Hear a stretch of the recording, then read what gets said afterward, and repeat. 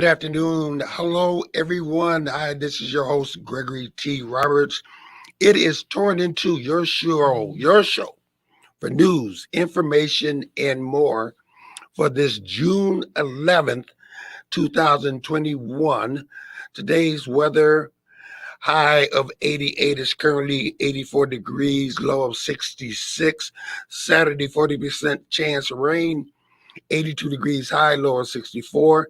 Sunday, Monday, Tuesday, Wednesday, sunny, 82, low of 61. Sunday, Monday, 81, low of 61. And Tuesday, high of 77, low of 57.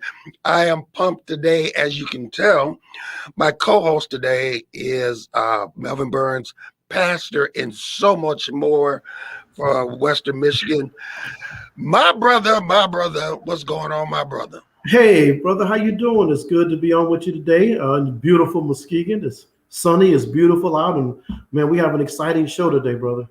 We do. We have a guest. Listen, I need you to share this on, if you're listening on Facebook or watching on Facebook, share this.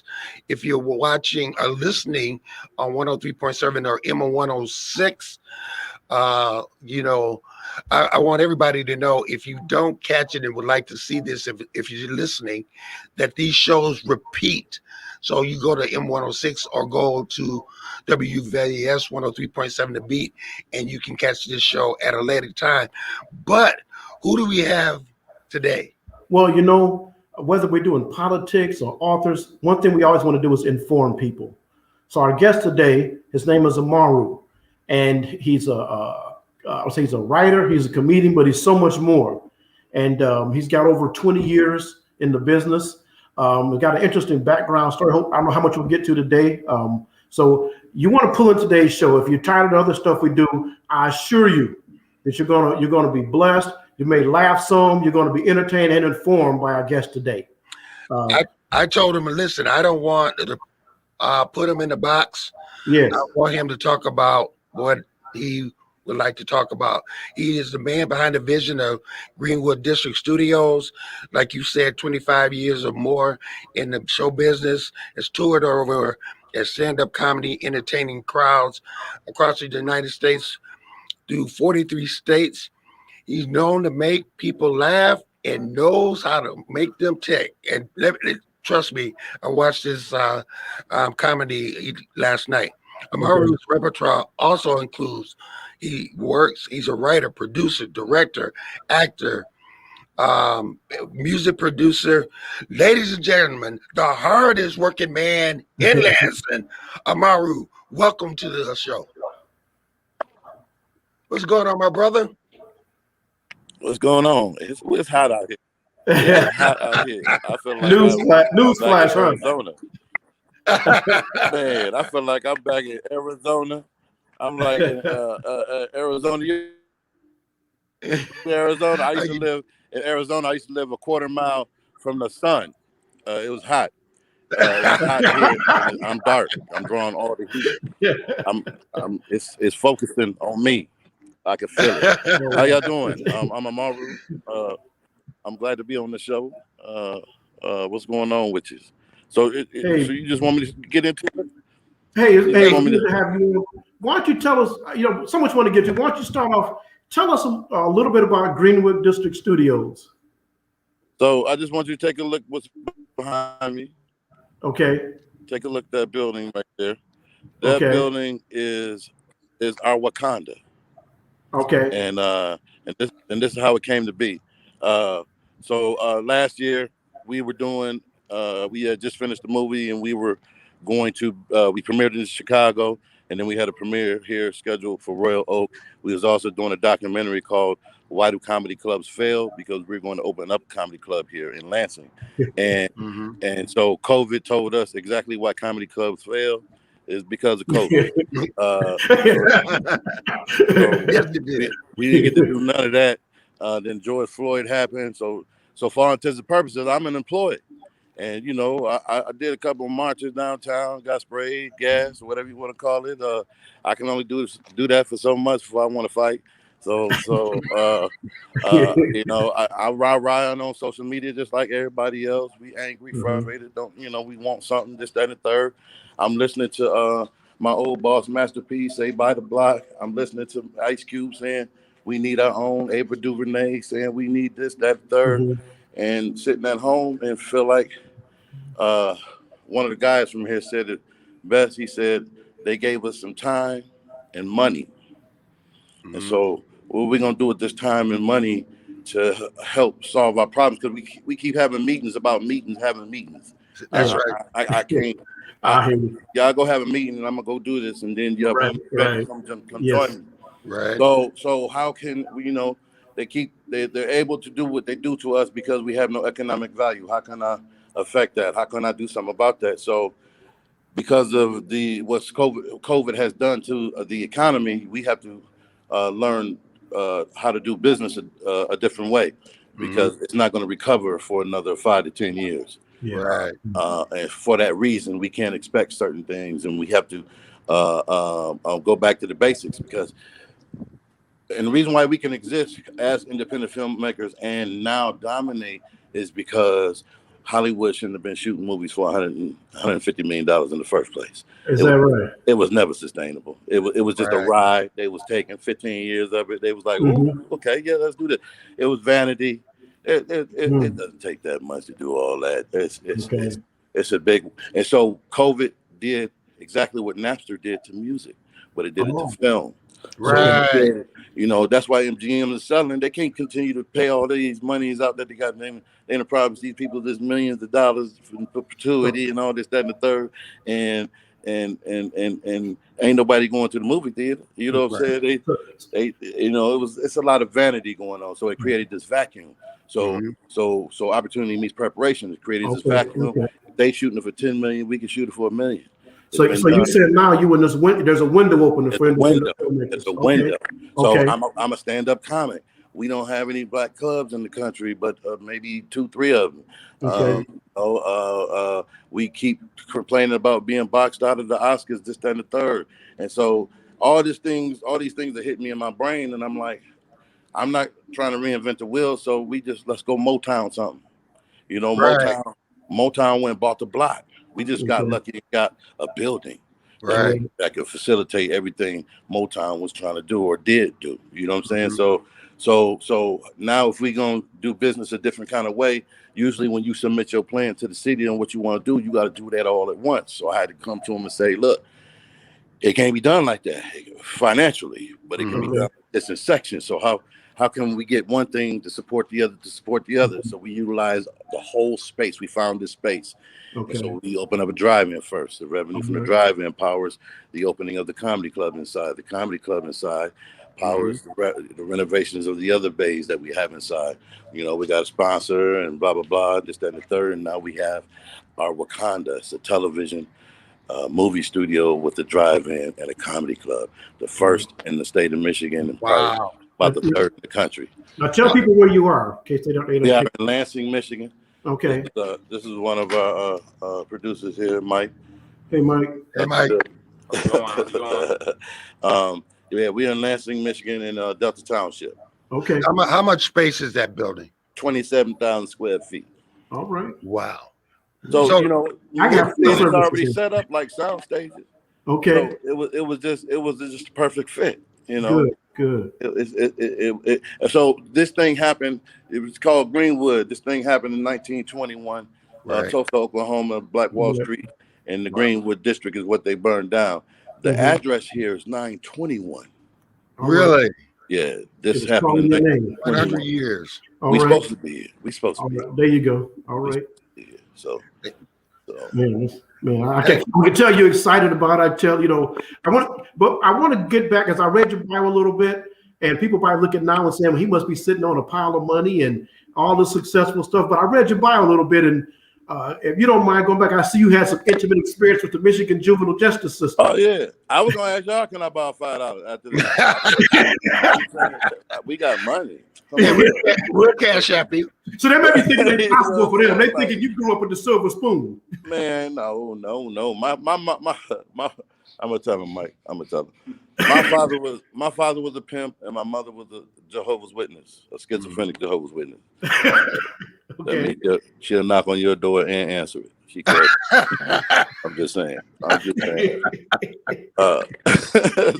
So with that combination, it was very volatile. So my brain don't spin like everybody else's.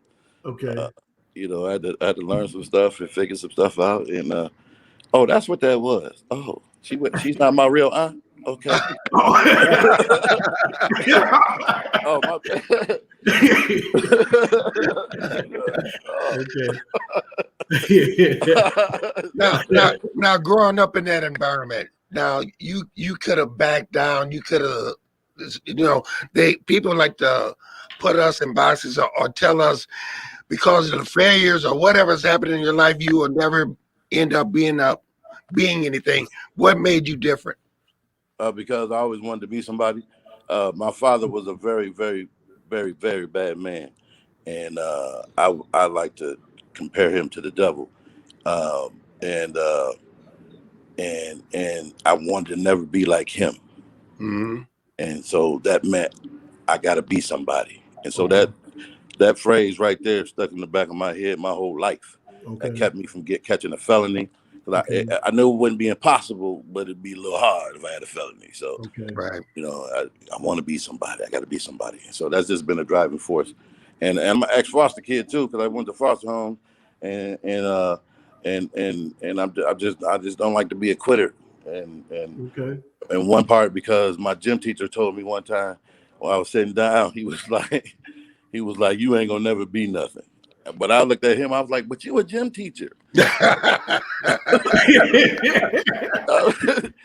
high. Right. You know what I'm saying? Nothing wrong with being a gym teacher, but he said that to me, and he was this adult figure, and I'm like, okay, I'm gonna show you.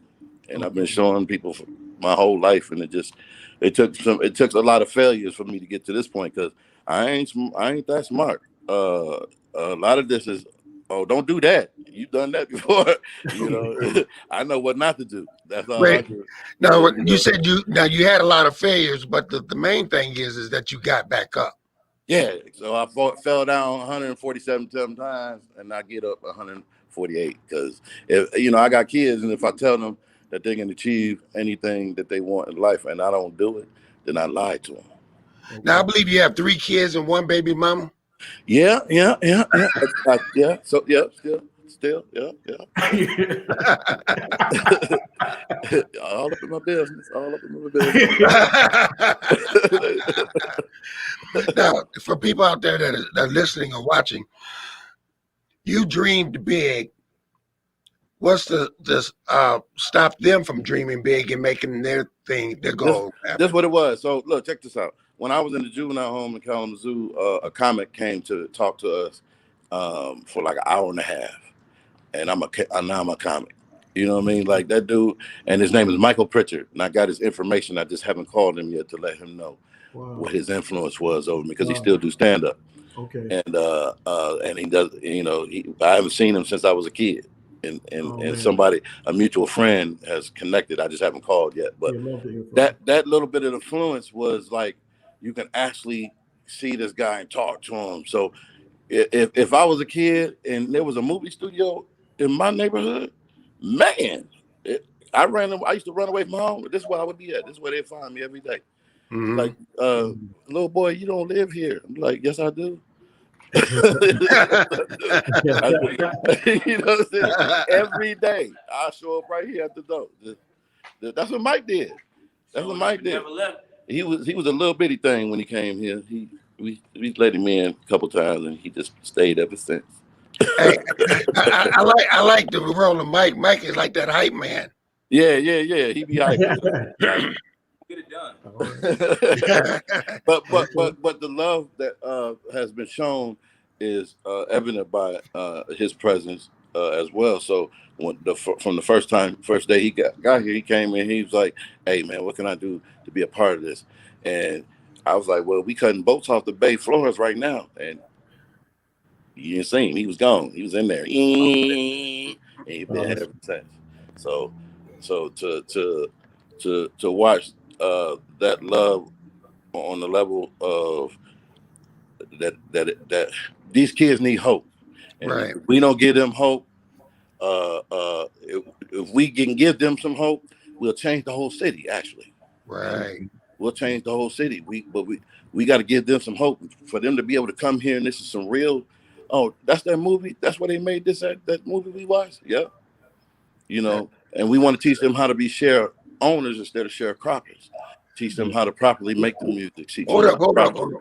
Say that again. Please say that again. to teach them how to be share owners instead of sharecroppers, Okay. and how to own the masters, and how to properly make the music, and how to write, because everybody can't rap, everybody can't act. But behind the scenes, it's a lot to be done. They're the most important people, so we want to encourage that, and not necessarily everybody, doing the rump checker in front of a camera. We need writers and stuff. We need people who know how to work them electrical parts. Right. I don't play with the electricity. How important, How important is it to give people that opportunity, that chance when they come to that door, to help out, like Mike? You put skin in the game. He put skin in the game. Number one life lesson. You and your partner should have skin in the game. People that you sharing this dream with, because you don't have no skin in the game, you ain't really caring if it's finished or not. You do what you want, and you lackadaisical about it. We serious. We've been here, doing it. If you see the inside of this place, it's beautiful. People come here and drop tears based on the nostalgia, and someone not coming to tear it down, but just recreating it. We repurposing. We trying to show the city something they ain't never seen before, because they ain't never seen this before. And from that, we've gotten other offers to do. What would you do with this space? Because people moving out of these joints. Really? Yeah. They moving out of. Oh, this whole mall half empty. Yeah, we got some plans. This is gonna be another Tyler Perry Studios, MGM, and this is our Wakanda. This is something that, and 25% of our proceeds go back to the community. And we ain't talking about they got to sign up for something. We know who got a hole in their roof, and who got that loud muffler that be waking us up at 5 a.m. and if he pay for the muffler, he can't pay his rent. We know who those people are. We got things that we could do in the community to up the economic value, because that's why they could pull the trigger, because we don't have any economic value. So if we build these communities up to have some economic value, now that we can play the game. So next time they may not pull the trigger because it may be killing their pension. Right. You said that 25% goes back to the community. Yes, sir. Yes, sir. Wow. What do you see now? So is the drive-in in progress, or is it working now? It's in progress. We hit potholes every now and then, because that's what it is. It's self-funded donations, all that good stuff, until we get to the revenue stream, which is the drive-in. So we turned on our paperwork late once we got the funds to pay for the fees that they have you pay, and that's another discussion. But but even on that, we got to do business a little bit different. If you want commerce to come back, you can't nickel and dime the new businesses with the new ideas coming in, trying to make that happen. We can use them couple dollars to pay that bill right over here. You know what I'm saying? Like, let's get but that's what it is. So we have our review on the 14th of this month. So after that, and the approval because we were going through the rezoning process, we should be. So because we want to do farmers markets out here. Okay. We want to be vendor rich and have. We're gonna revive this area. We're gonna revive this area. Right. We're doing televisions and movies, and we got a record label in here.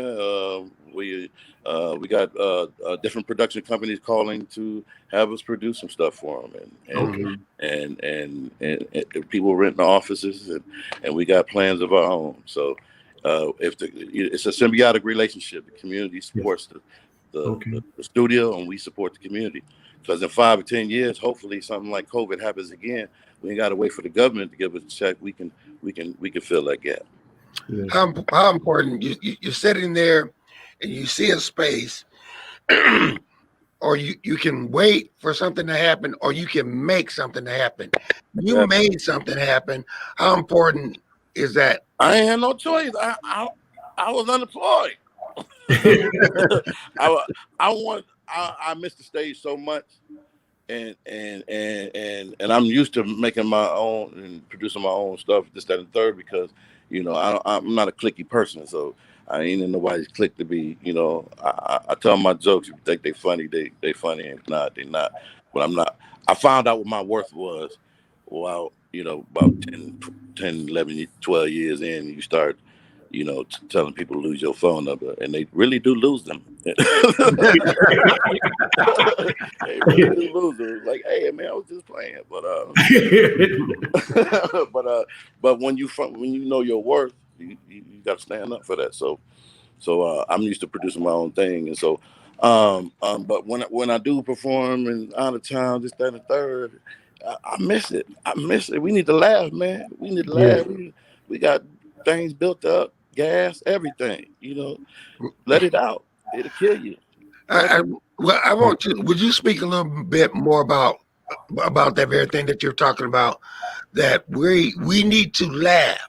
We as a people are people that like to celebrate and rejoice, and we're too tense right now. Yeah, we tense, man. Tense. A lot of us get just gas. Fart. Go ahead, fart. Let it out. I'd rather lose a friend than hold it in. It'll kill you. Let it out. It's a lot of times to be that. You think I'm playing? We a little older.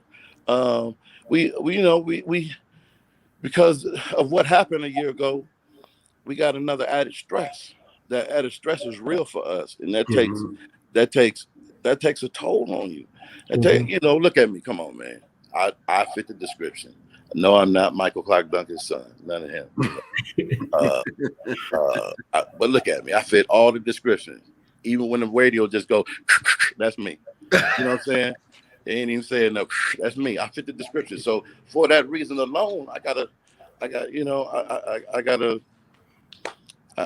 give young folks some hope, because we don't give them some hope, man. Then this is all for nothing.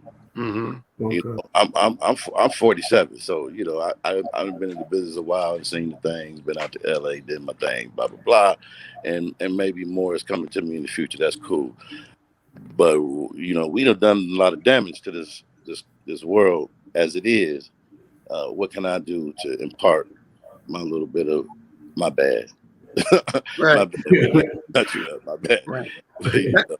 Now, in the during COVID and stuff like that, we found a lot of people that just sat back and, like you said, collected checks.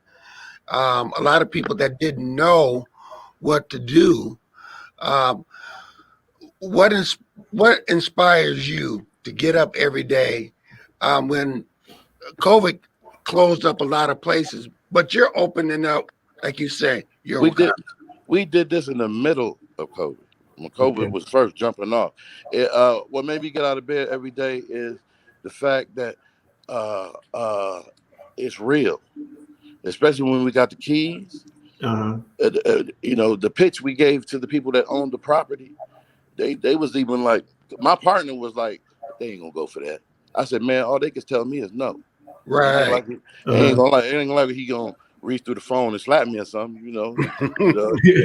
All they can tell me is no, and no means not today. Okay. And so I said what I said to him. In fact, I was like, yo, in real life, I would just like you just listen to what I had to say, and at the end of what I say, I think that's dope. Let's do it. Mm-hmm. And so I pitched it to him, and that's exactly what he said to me. I think that's dope. Let's do it. All right. And so it makes sense. The whole thing makes sense. Right. You know what I'm saying? It just makes sense. Why not? It's the first one of culture. We can educate people that's why we killing each other, because we don't know each other. So we show some cultural films around here and educate each other about each other.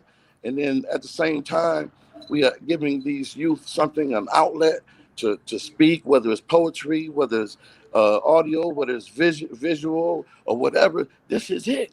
Now stop and say what you just said again about not knowing each other. not knowing each other. That's why we get anything throughout history, anything that we didn't understand, we destroyed. That's what we do. We destroyed anything. Just like when Kanye came out, we wanted to destroy him. We weren't trying to listen to Kanye. We thought he was weird, and then Kanye was like, "Okay, I'm gonna get weirder." And and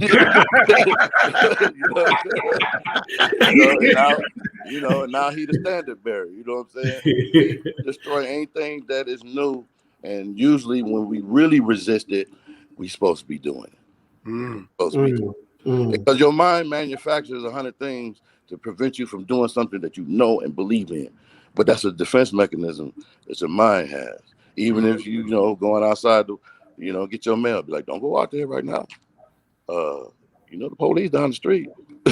Your mind is trying to protect you from, just that's what it does. So if you are not a driven person, you have to condition your mind to fight through those things, because the people who you start this with, they're not going to necessarily be the people that you finish this with, because it used to be like 15, 20 of them. We got a question that says, what do you think Hollywood spends most of its budgets on movies with? The stars that are in it. That's all it be. The equipment costs $2. They done spent $89 million on it because this dude wanted 40 million of it, and this dude, it was a bag snatching. That's all it was. He was just getting bags, spending the money and allocating it to they know. Now it's over.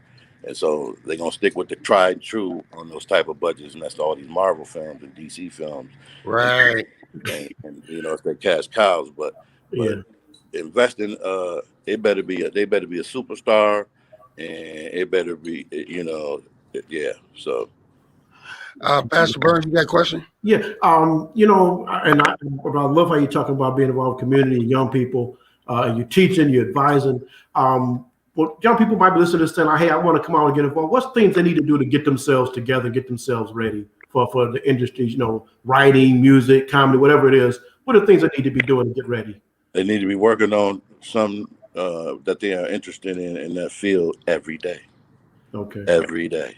Mm-hmm. No matter how small it is, whether it's writing down the idea, concept, the script, the story, and you got a camera in your hand. Right. So start utilizing that and learn shot composition, the perfect, because as a studio boss, we could call you into the office and let's talk. And so I go on the forum sometimes as a regular Joe, and they'll ask these questions. Hey, what you think about my first page? Or a third of your first page got your name on it. That ain't how it's supposed to be. Right. And then they get all snotty. I'm waiting for the responses, because if you respond negatively with what I just told you, and it's the truth, and that tells me everything I need to know about you, and I'm moving on. Okay. You know what I'm saying? So it's just certain things. Be willing to be teachable. Right. Can I tell a story real quick? Go ahead. Hey. So my first screenplay I wrote, I got a movie deal now, right? Okay. And even though I had this movie deal, I was coming out of Channel 3 News in Kalamazoo a long time ago, about 25 years ago. My son was born. Yeah, so I got this movie deal. I'm coming out of Channel 3, and this lady bumped into me. She was like, hey, are you so and so? I was like, yeah. I know Jeremy, blah, blah, blah. I was like, okay, cool. You wrote the script? I was like, yeah. She's like, can I read it? I was like, okay, cool. I got a movie deal. What's she going? Yeah. I'll go get the script out the car because I'm young. Got a movie deal. It's a little cocky. And I gave it to her. Like 3 days later, she gave me the script back. I got a movie deal. There shouldn't be nothing wrong. You should be coming back to me, talk about, oh my God, I gotta be a part of this. She gave it to me and it had a bunch of red writing on it.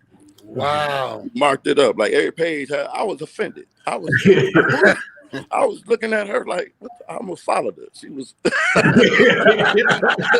I was offended. How dare you? I got a movie deal. Blah, blah, blah.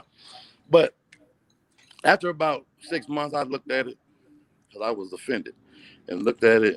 But I had turned the movie deal down subsequently, even before that. But I looked at it and saw some of the stuff that she had wrote in there, this, that, and the third. And so a couple of years go by, and I'm dealing with other producers, other writers, and they don't know each other. And they kind of said the same thing on a few areas, not everything, because it's subjective, whether it applies to you or not. But they said they touched on some of the same points in some of the same areas. They don't know each other. So if somebody keep telling you you look like an orange, and 3 different people say that don't know each other, that you look like an orange, you might want to look in the mirror. You know what I'm saying? Like, just go check that out real quick. See if you got an orange peel developing over here. So when I saw that and I was like, let me try it. Let me see what they talking about. Let me go in here. It made it better. Wow. It made it better. It made it better.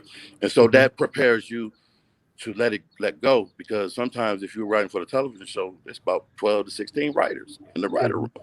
And they're going to rip your script apart. You know, that's just what it is. So you got to be able to let go.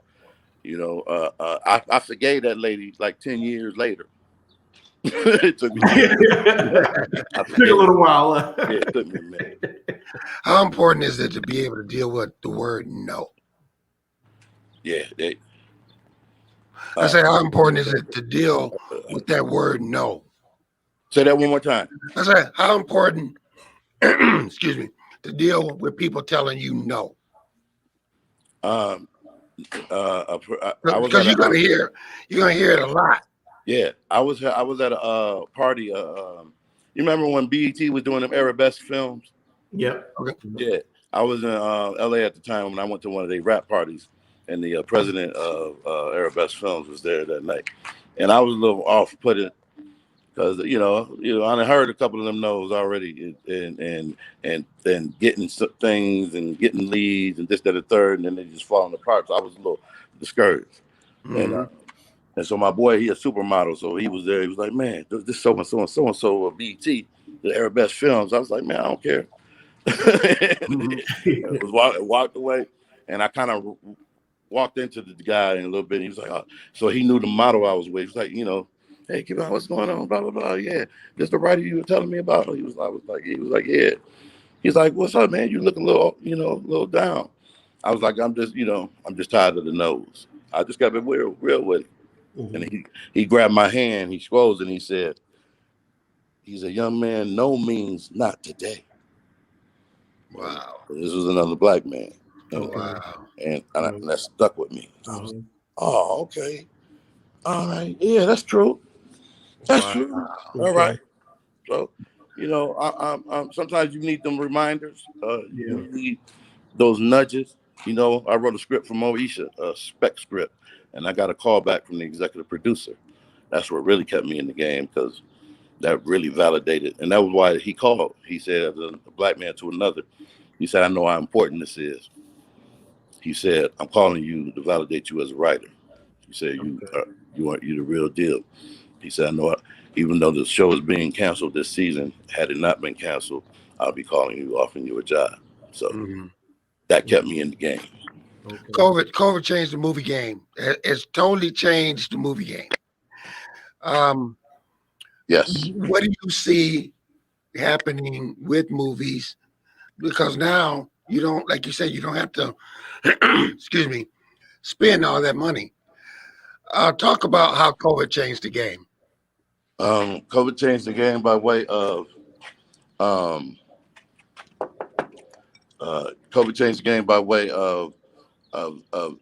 the industry just collapsing as a whole. People moving out of California. People not wanting to take the risk. The big movie studios not wanting to take the risk to finance a film. Just all those things playing into the factor, which we don't have to worry about as independent filmmakers as much, because our overhead is lower. We can do some of the same things that they do in the industry for a lower price. What they charge for in California to do certain things, they probably ain't got nowhere to start to charge here. So therefore, they'll just do it for free, just to have their name in the credit type of situation. Just taking advantage of what the prosumer market has to offer you, and some of those, just like they used to tell us that our films weren't popular overseas or our music wasn't popular overseas. That curtain has been pulled down because it's not true. Mm-hmm. Well, for that reason, us as indie filmmakers, we've always done things for less than everybody else. Mm-hmm. Hip hop came out of being poor, what we got laying around and putting it together. Next thing you know, it's the biggest #1 selling genre in the world. So out of the ashes always comes something great. And that's what this is. This is something great. And I didn't do it by myself. I got a great, fantastic group of people here that without them, I couldn't have pulled this off. I can only go so far trying to do some things by myself. And so I didn't do this by myself. I got a fantastic group of people who got skin in the game. Right. What kind of movies will you guys be showing, or do you guys plan on showing? Well, in the drive-in, we're planning on showing, our older urban films that only last in the theater for like a week and a half. You got to take your weekend off at your job in order to see one of our films. So our first film is gonna be Love Jones, and then you know what I mean. It's gonna be Love Jones. When we looking at Judas and the Black Messiah.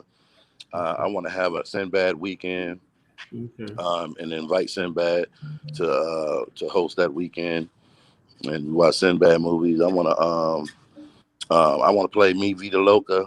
That was my favorite urban Spanish film when I was a kid. My Crazy Life, because we need to learn other cultures as well, and have some kind of understanding, just some kind of feeling the vibe of each other. And that's what we have a show that we're doing called QM, and about a year from now, if you go to our webpage, you'll see for slated for production a show called QM, and it's about a convenience store, and the whole story is around how the people who work behind the counter and the people who come in the store are saying the same thing. We're just not listening. Mm-hmm. We're consumed right now of ourselves, rightfully so sometimes, but we are so consumed that we're not even seeing that we're saying the same damn thing and having the same struggles. Sometimes we got to see some things out from the outside looking in. So, just things that we just projects and show some films that we got to create a community, man. We gonna kill each other. Right.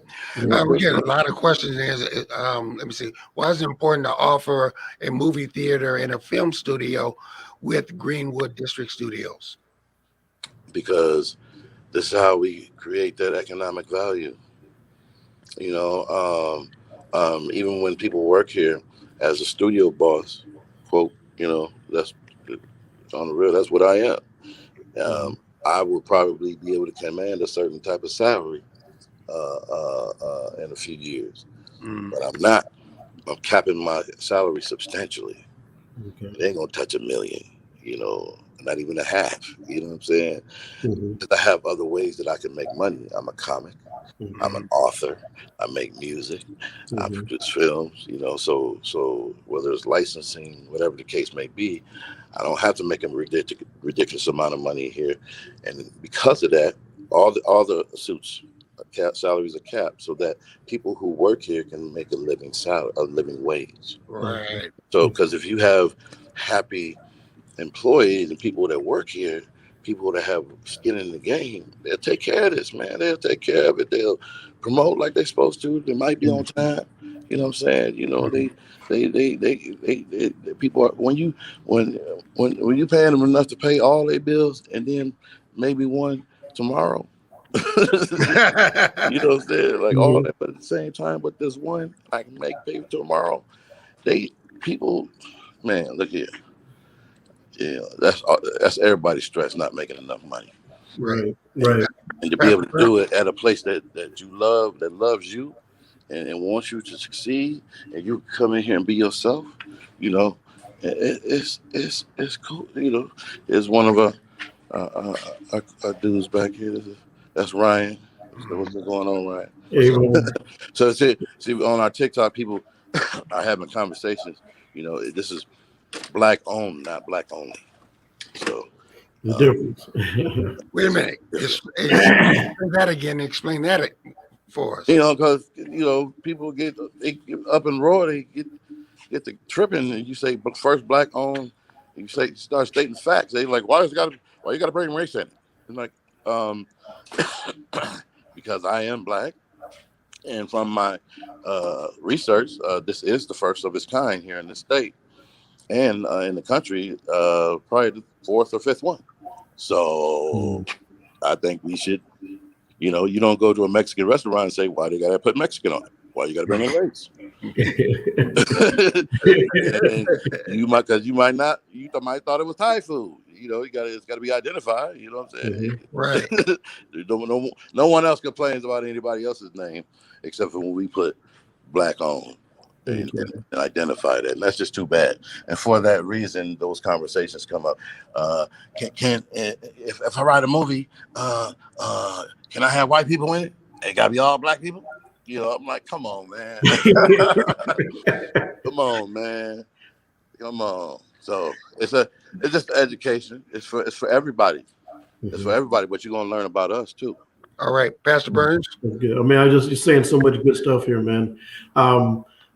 So what I like, you talked about during this pandemic, when you had to eat like everybody else, and I think you encourage more people because some people think we're coming out of the pandemic, but you talked about the economic effects lasting for a few more years.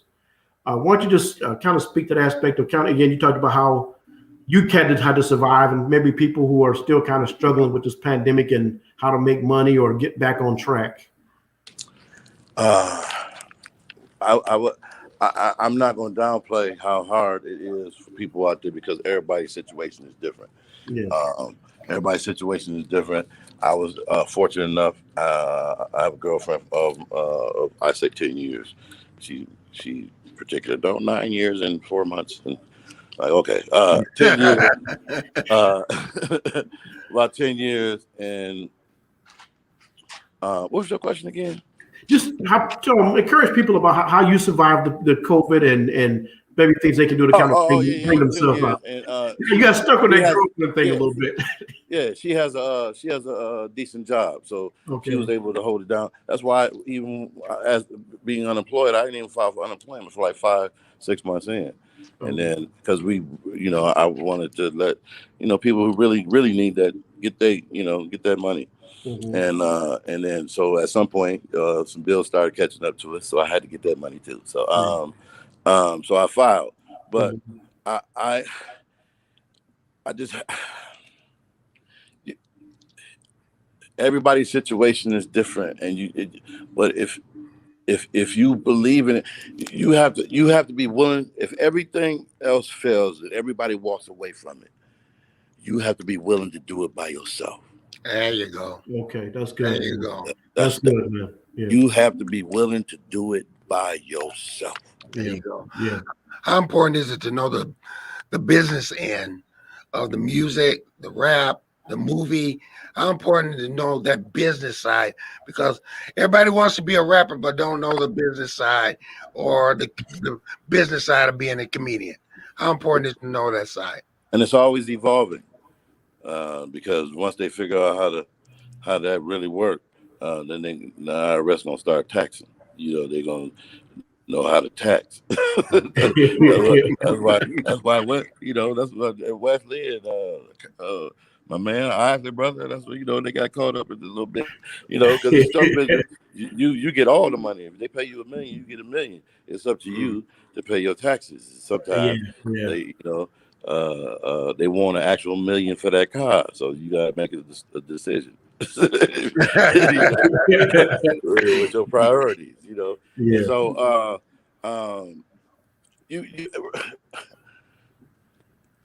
you really gotta have a love, man. You gotta have a love for it, and I have a love for it, and like as a comic going to a new booker or a new comedy club owner and say, hey, can I get some stage time or can you book me? What you are in essence asking them is, can you invest some money in me? Right? Okay. Right. That's what you asking. You asking him to give up some of his stage time to put you on stage.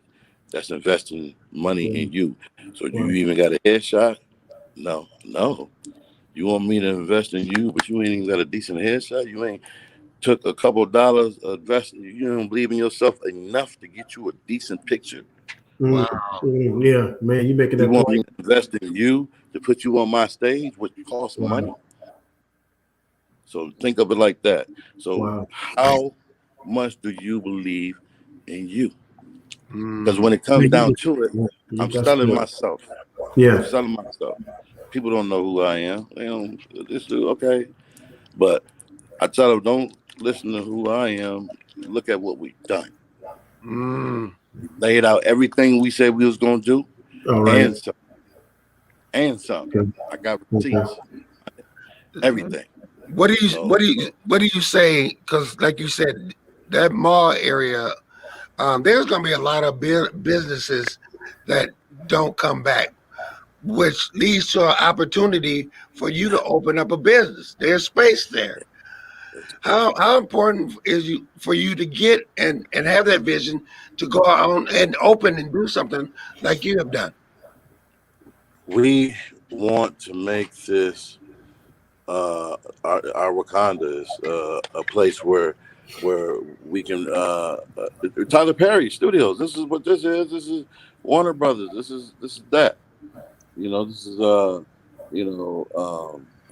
place where we can tell our stories. Okay. And let the state. We start off with the state. Let them know who we are, and we are capable. We capable of doing stuff like that. All right. We just have to be willing to be led. I don't know everything, but I know to put people around me that can do some stuff because I don't like to micromanage. You told me you're gonna do it then, when, and how. Okay, this bam, and let's come together and form Voltron. You know what I mean? So you got to really want it. You got to want it. You got to want it. You got to invest in yourself. Pastor Burns? Yeah. So for you, what's been the worst and the best part of this journey you've been on? The worst part is being selfish and having a family during the process. Okay. That should have been later in life because I'd be where I want to be at right now. Had I not. Okay. What's been the best part? The best part is having a family because a lot of my material comes from it. So it's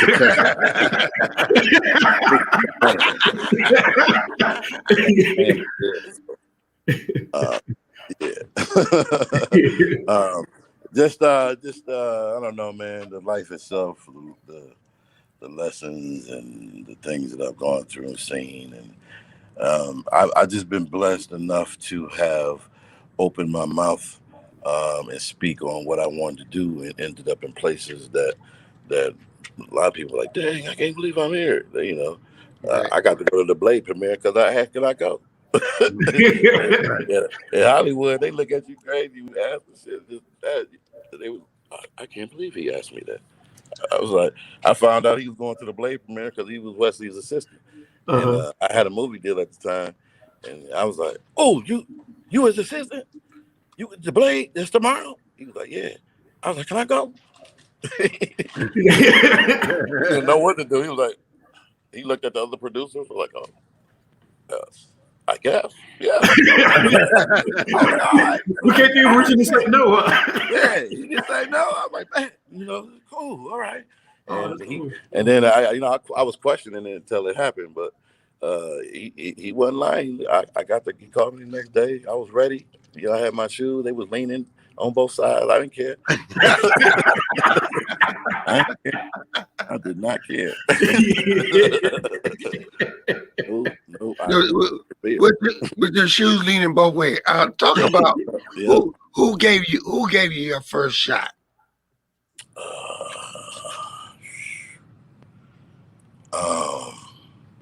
This as a stand-up? Yes. um, I I was known. People call me a hole, and okay, um, and I don't because the way I say things, I don't like to sugarcoat stuff. And so my boy know that. So in LA, he took me to a comedy club one time, and he didn't tell me, but I was there to watch some comics who were performing. And that night, Doug Williams was performing, Okay. and somebody else, and this white girl. And so after the show, we get in the car, and he was like, "So what you think?" I was like, "What you talking about?" He was like, "Of them comics that you saw." I was like, "Doug was funny." And I don't remember the other person or whatever. But then he asked me about this white girl. He was like, "What about the white girl?" I said, "Oh, she was whack, but I thought of something that she could do. I think that would work for her." And he was like, "Good, because you got a meeting with her tomorrow." But, What? because he knew I was gonna say that. He was like, "She was trash," but but I'll think of some stuff. So we had this meeting the next day.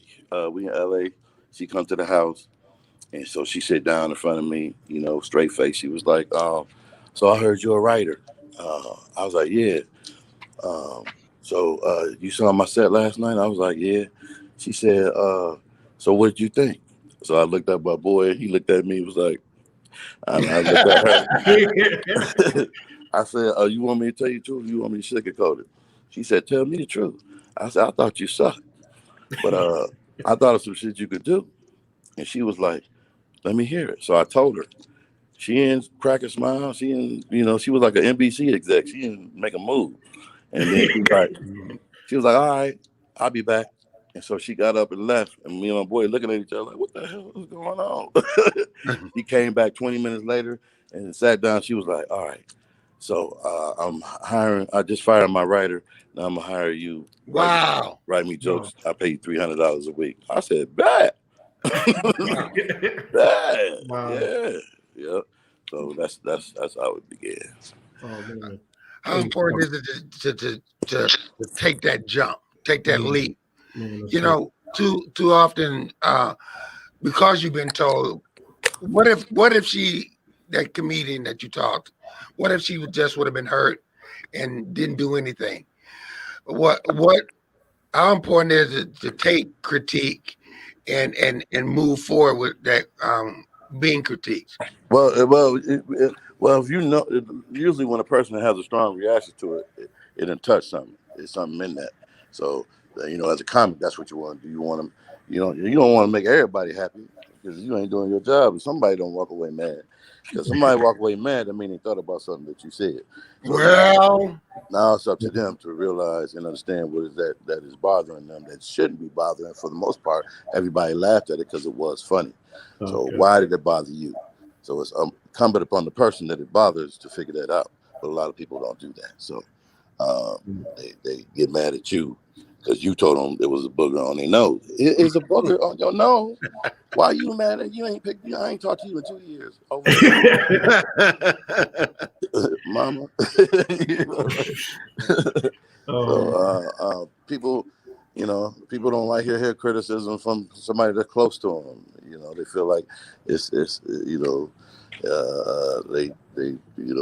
getting after them or whatever the case may be. And sometimes that criticism, all that, a lot of the negatives and the failures I've had, that's criticism. It's some failures that just failed. It's just what it is, and you got to get over it. All right, we're slowly getting ready to wind down the show here, but I want you to talk about. You talked about your past, but you came out of your past. There are some kids or some teenagers or even some adults that are listening. How important is it to come out of maybe a bad situation, and that you can come out of a bad situation? I had that so much in my head that I didn't want to be like my father. That was really strong, and just the you can to use the excuse. Let me tell you the story. I can't forget. She's gonna get my keys. I'm gonna tell you the story. This is real estate. This is what made me really start understanding my emotions and what it is to be just to start maturing and accepting responsibility for my behavior. I had a real hatred for my real mother while I was in a foster home. Mhm. I used to talk trash about her. I hadn't seen her for a while, and everything was her fault, her fault. A lot of it was, but she was not only my mother, but she was a black woman trying to raise two men because I had a brother, Mm. uh, and but I used to talk bad about her, and I had a best friend. My best friend one day, and my best friend was a gangster. He was a thug. He was straight from Chicago, about that life. And so Mhm. he had suggested one day, he was like, "Hey, you want to go beat your mama up?" I was like, "What?" I thought I misheard him. And he was like, "Hey, you want to go catch her in the parking lot and hit her in the kneecaps?" So I'm a visual person. I'm a comic. I'm a writer, creative. I was envisioning it. I was like, "Whoa!" And I thought to myself, I was like, "How can I hate my mama? If I'll be the first one crying." Uh-huh. You Right. know what I'm saying? I was like, Right. "Oh man, how can I don't hate my mama. How can I hate my mom?" I almost just teared up when he said it. I was like, "No, I'm straight. I don't want to do all that." I know. Mm. And I Yeah. started understanding and realizing how some my perceptions were just that, my perceptions, and if I put myself in somebody else's shoes, how was I in some way contributing to that negative experience? My mama was trying to raise two young black men by herself. Right. You know what I'm saying? Like that right there. And she told me one time, because I thought I was grown. I was sitting at the table, Mhm. washing dishes, and it was just me and her in the kitchen. And she had her back to me, and I'm grown. I'm about to say something. Why you marry him three times? That's as smart as I was gonna get. Why you marry him three times? He was trying to kill us. She stopped washing dishes, and then she turned around, grabbed a towel, dried her hands off, looked at me, and said, "Because I was trying to raise two men," Wow. Wow. and turned back Wow. around and started washing dishes again. Wow. Wow. So I was like, "My bad." Wow. I need some help. Amaru, tell people again where you're located, how to get in touch with you, and when you're gonna open up. So it's in phases. We look to open up the weekend of July 4th. But for whatever reason, if you go to our website, greenwooddistrictstudios.com, and sign up for our newsletter at the bottom, you'll be updated when things happen or if they change or not. And then maybe a couple months after that, the Comedy Club inside will open. We're still searching for a liquor license right now. So hopefully we hear that with the census. I think the county grew. There's another liquor license that may be available to us. So Okay. we're trying to figure that out right there. Because if they say we got a liquor license tonight, we're going to open up tonight. Got the liquor. Listen, we open. Right. You know what I'm saying? I know it's midnight, y'all, but come on, quit playing. I'll tell just for 10 minutes. I'll do 10 minutes. But yeah, so then we have an editing bay that will be a state-of-the-art editing suite. We're sponsored by Black Magic Design. No, that's not hair grease. That's a that make. I know people thought it was hair grease. The hair grease people sponsor. No, it's a camera. It's the equipment. DaVinci Resolve. They're our sponsors officially, and so we got some things happening. So I mean, just come on down. There's 921 All Drive West, and we'll give you a tour. I'm usually here Monday through Friday, 9 to 5. And then on the weekend, on Saturdays, we do cleanup. People volunteer 11 a.m. If you want to come out, we be barbecuing, cleaning up, and it's beautiful out here, and we making it happen. This is our Wakanda. This is ours. This is the new FUBU. All right, my brother. We're gonna come and check out your Wakanda and make it our Wakanda. That's what's up. Thank you for sharing your story with us. You're welcome to come back anytime and update us with what's going on. For sure. Thank y'all for having me. I appreciate All it. right, take care. All right. Take care. All right, it's We got a great show, Pastor Burns. What do you think? Oh, man, awesome, man. Just inspiring. He aside from this, he's teaching too, man. Just economics and cooperation. Man, that was awesome. That was awesome, brother. Listen, I want to last seconds because we've gone over enough time. Is look, life is too stressful. Get out and enjoy life. Yeah.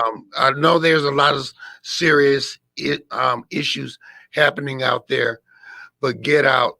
There is some good happening. If not, make some good happen. This is Torn in Two. I'm your host, Gregory T. Roberts. We had your co-host, Melvin Burns II. Take care. Have a great weekend, and God bless. The wait is over. The all-new Umoja Radio Network, home to over 40 Black-owned radio stations and podcasts, is here for you. Connect to the world's fastest-growing collection of unapologetically Black and proud media, from podcasts to independent Black-owned radio stations, and access to the important news and music you need. Umoja Radio is from our culture, by our culture, for our culture. The all-new Umoja Radio is available right now on Google Play and the Apple Store. Join the movement. Be empowered.